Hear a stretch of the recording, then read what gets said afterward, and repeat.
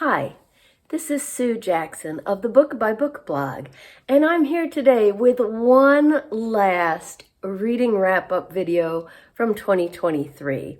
It's already January 16th. It's time to move on, but I wanted to at least give you a brief glimpse of my best of the best in young adult, middle grade, and audiobooks for last year. So I'm going to go through these pretty quickly because many of them I've talked about on my channel before, but I want to be sure to give a shout out to the ones that I really haven't said much about. So for YA and middle grade, both, I read a total of 12 of each in 2023. So I picked my top 6 for each of those categories. So my top 6 YA books read in 2023 are The 57 Bus by Dashka Slater. This is nonfiction about a real-life event that happened, something that the media made a lot out of, and the author here digs deep into getting both sides of the story with a focus on restorative justice. It's a wonderful book. If you want to hear more about it, I did talk about it in my top 6 nonfiction books of 2023 because it made that list as well. All right, next up, Crash by Lisa McMahon. That's actually the first book in a trilogy, and I read 2 of them in the fall. The second was Bang. I absolutely loved both of these books.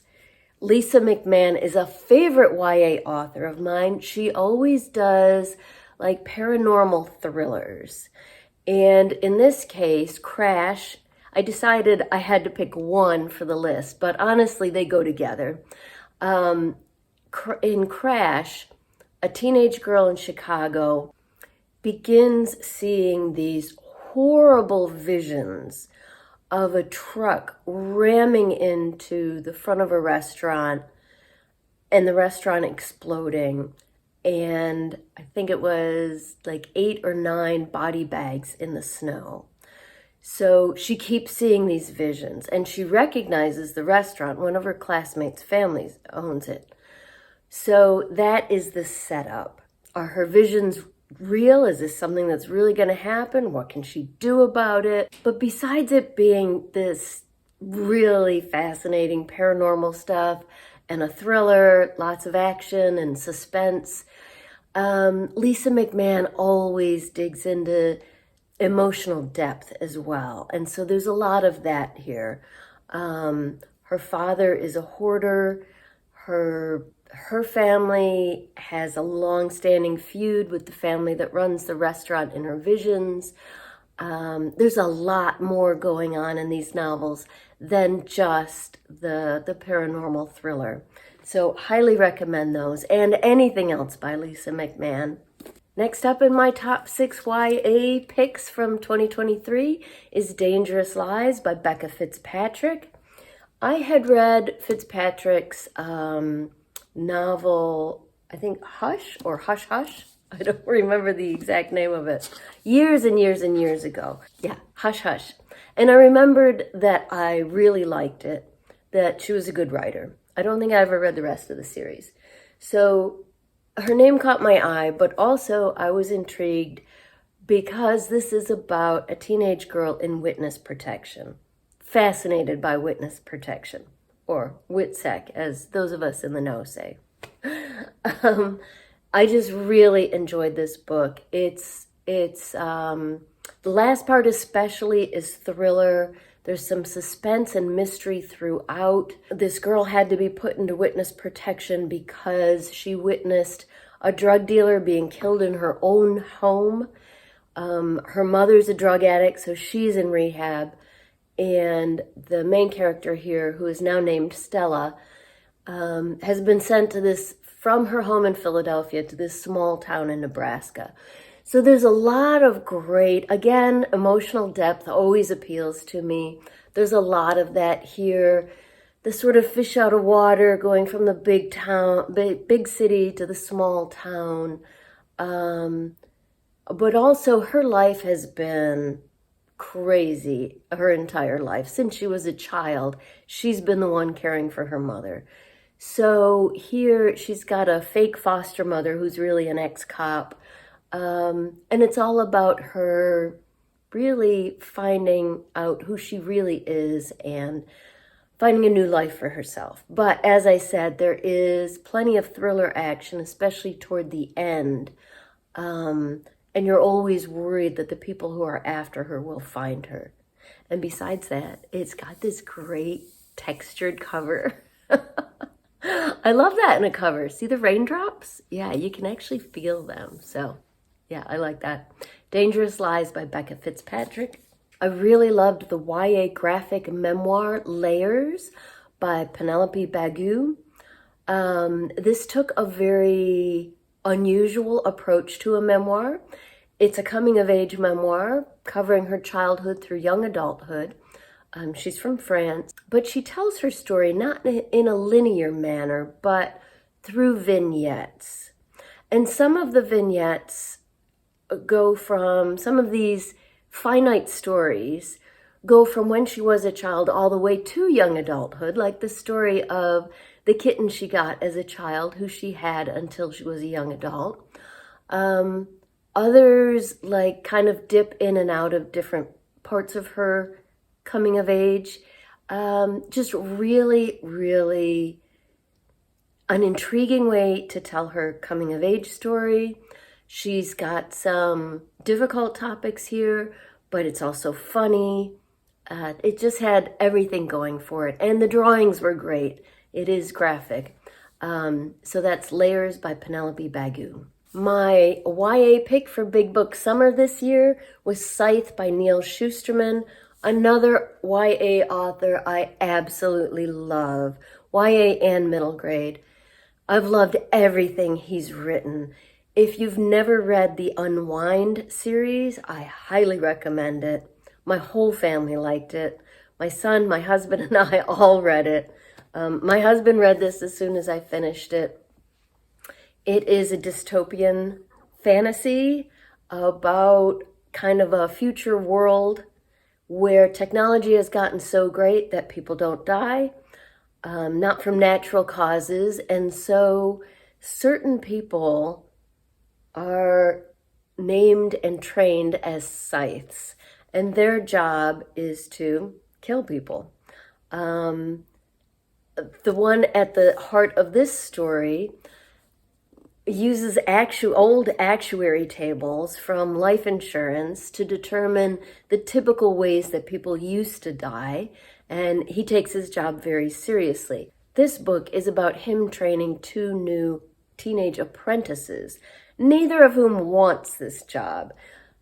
As always, Neil Shusterman, he digs into the frightening aspects of this dystopian world that are similar to our own, as well as the emotional complexity of these characters, and especially the two teenagers trying to come to terms with their new lives as scythes. And earlier I said this was dystopian fantasy. I'm sorry, I misspoke. Dystopian science fiction. Absolutely excellent. I see it won a Prince Honor, well deserved.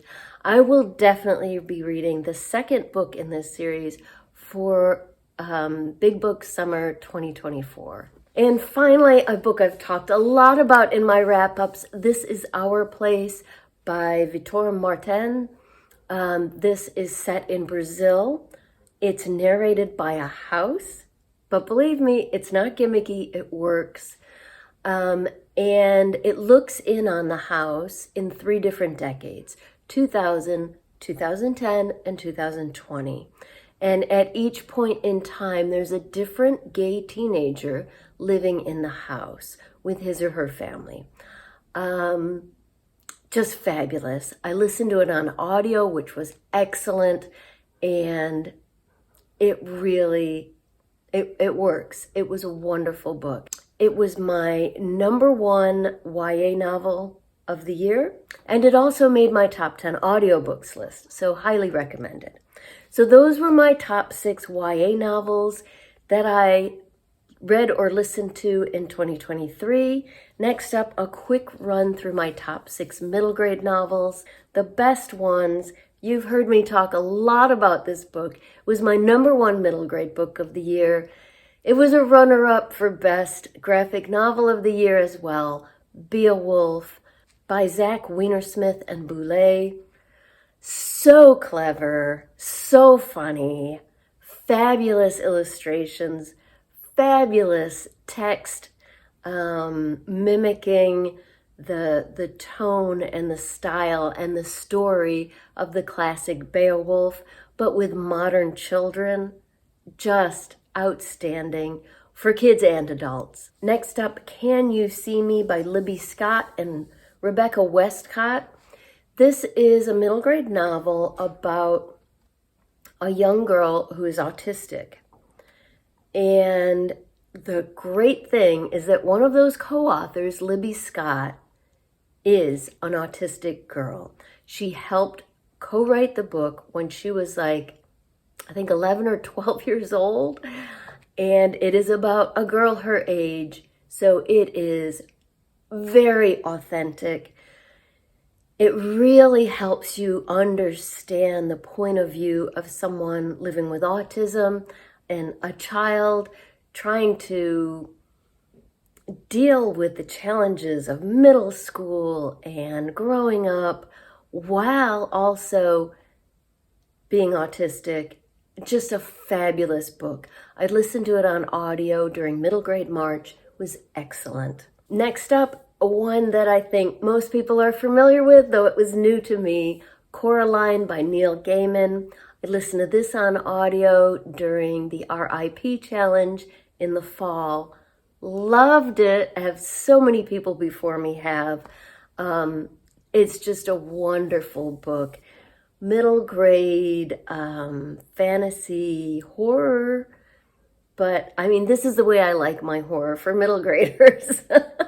So it's not too scary. A little freaky, especially the characters with button eyes. But thoroughly enjoyed Coraline, especially on audio. It was really well done. Another book you've heard me talk about many times in my wrap-ups, A First Time for Everything by Dan Santat.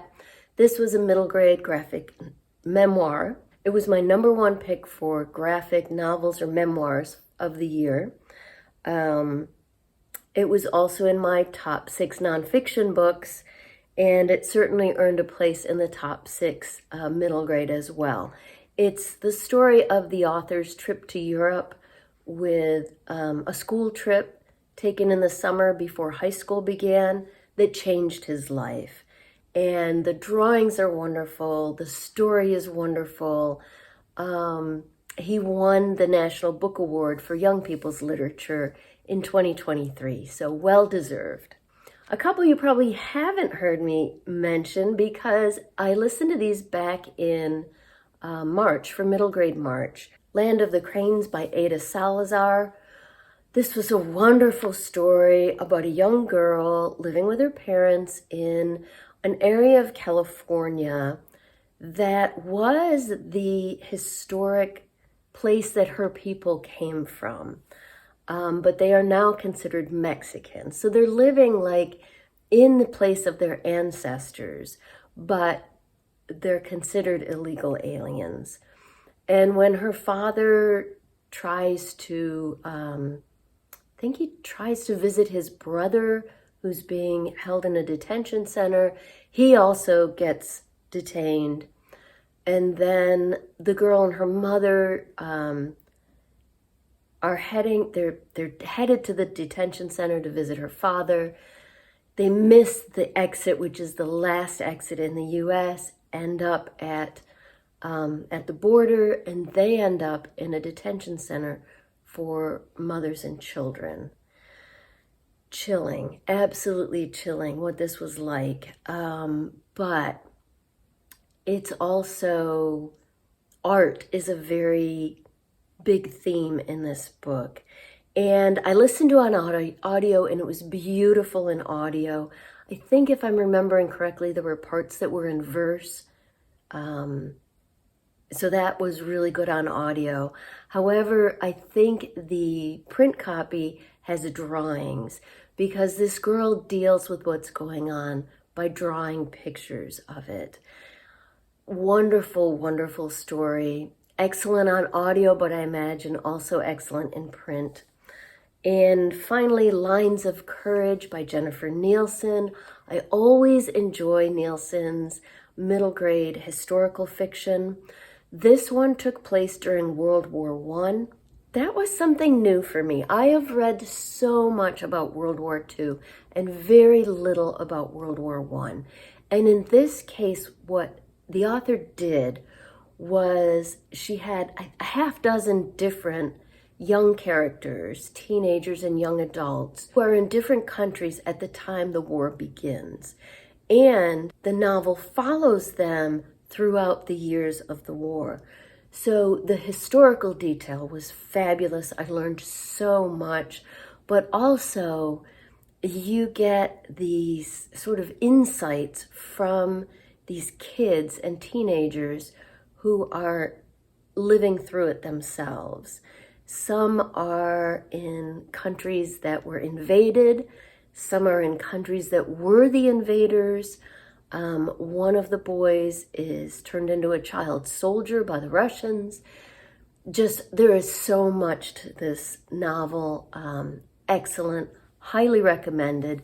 The audio was especially good because it had multiple narrators. Okay, I see the time. This is what happens when I try to go fast. I still talk too much. I want you to know how great these books are. So I am just going to run through my top 10 audiobooks without much description. Because some of them I just mentioned and some were in my previous videos. So once again, The 57 Bus by Dashka Slater. Excellent on audio. So for my top 10 audio, I tried to pick books that were outstanding because of the audio production. The Book of Lost Friends, I haven't mentioned at all during my wrap-ups, by Lisa Wingate.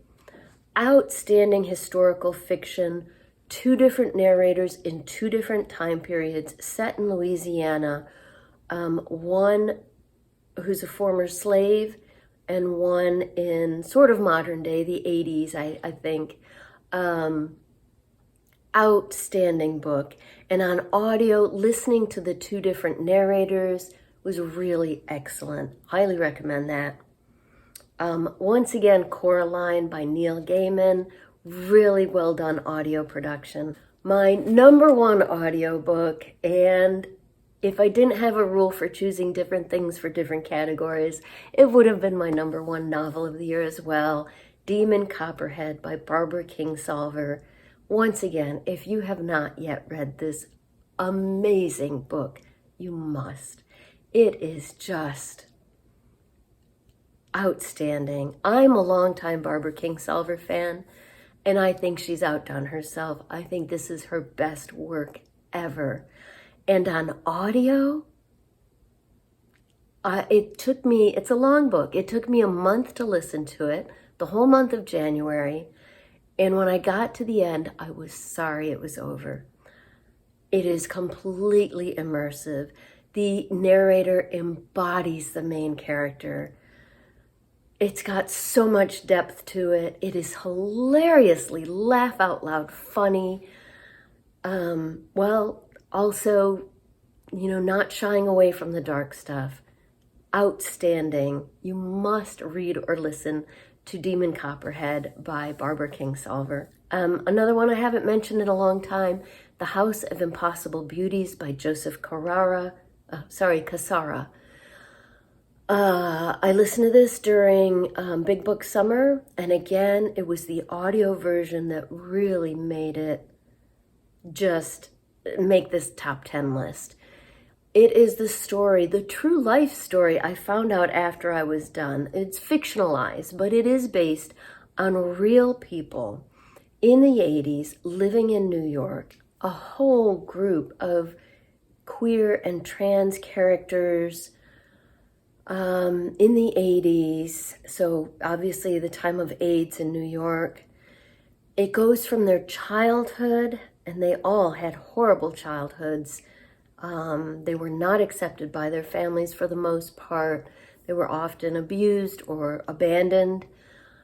To them as young adults, teenagers and young adults, creating their own community and their own family.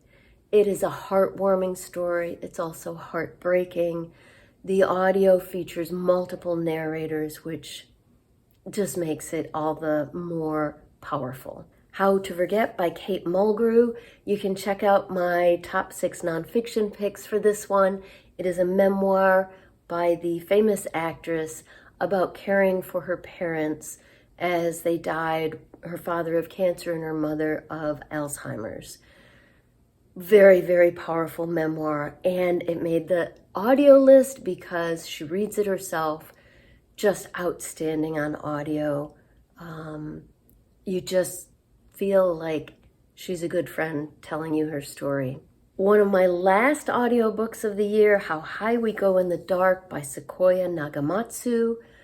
Oh, this was such a unique book, and I had to include it on my audio top 10 because top 10 for fiction is just not long enough.